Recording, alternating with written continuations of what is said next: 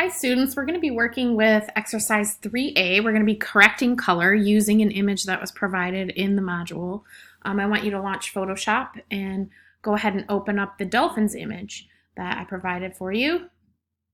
Find the image, dolphinphoto.jpg, open that right up. One of the things you want to note is just your workspace. Take a look around you and make sure that you have an adequate workspace. If you're not recognizing the icons, you can always open up those icons. It'll tell you exactly what it is.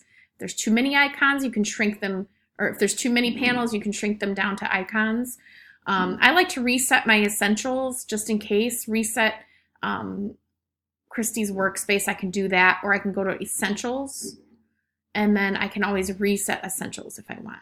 Okay, so it will bring me back to sort of an opening basic Photoshop screen. Now, I might not want some of these, but I know I want layers for this particular exercise. So pull out your layers, and then I'm going to go ahead and shrink some of these other ones. I don't really need to even see those. Okay, we're going to be working with layers.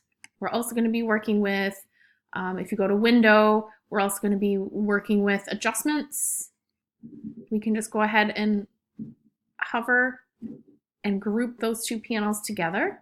And then another one would be properties. Properties will pop up as you work. Like I said, it's context sensitive. So if you go to window, properties, that one will pop up. But if you want, just go ahead and there you go. You can group them all together just for this exercise. Shrink them as you like, because that's as small as I can go. Okay. One of the things we'll want to do here is, as always, in our layers panel, you want to make sure that you unlock your layer because we want to be working with it.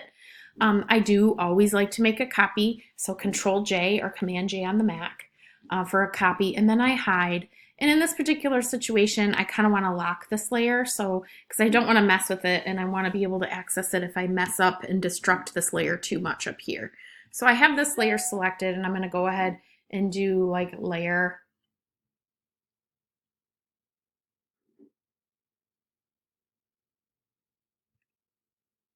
All right, you got to be selected on the layer. Go to Layer, Lock Layers, and it will actually lock that particular layer. So I'm going to go ahead, Layer, Lock Layers. It'll ask you a question. What do you want to lock about it? Of course, I'm going to lock everything.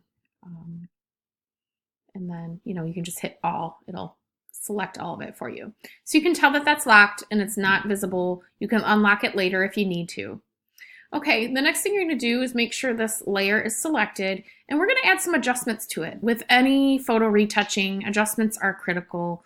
These are things that we generally do to most photos that aren't set natively from a camera with your own preset,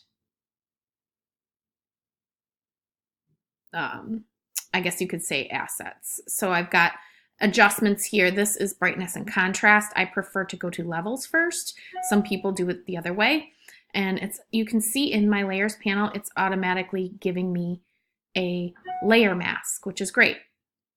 So within that, I see down here in my properties, it's showing me my levels.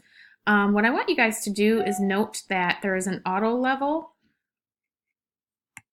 So you can do this by, red, green, blue. So levels, you can adjust the levels like so. You can see the photo changing that way. I have it on green or red, and then, blue. You can see all the blues coming out of the image. So that's one way of going about it. You can make it a little bit more, the output a little more intense, saturation.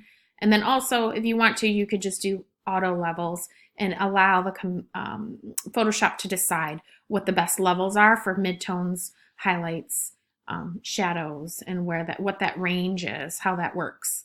Okay, so once you're okay with it, then you're done with the levels portion. And then what I want you to do next is to note that there is a black and white layer adjustment. This is really interesting, something you can always add. You can play around with a lot of these other ones, which I encourage you to do. But the black and white adjustment layer is always interesting. So next I'm going to hit that, and it puts your image in black and white. So changing color from a black and white image, you know, can be tricky if you're going to do it just without relying on Photoshop.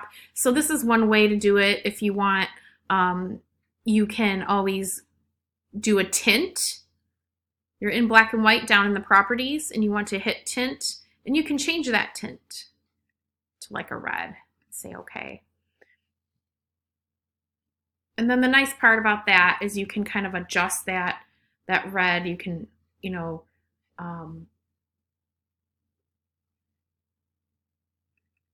change that around if you want. If you prefer it to be more of a yellow, say okay. So now we've got that black and white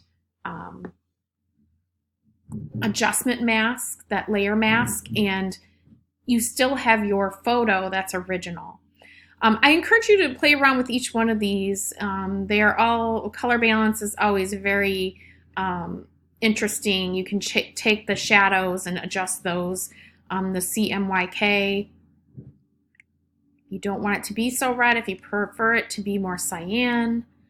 We adjusted some of our red tones in the black and white, so this is going to not reflect as much cyan as it would normally.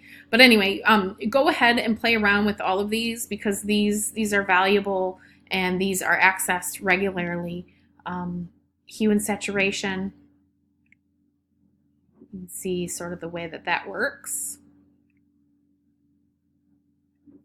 And not everyone's will look the same, but I want to see at least 3 or 4 adjustment layers on here so that you guys can start to become familiar with how to access the color correcting tools here in Photoshop. I'll see you in the next video.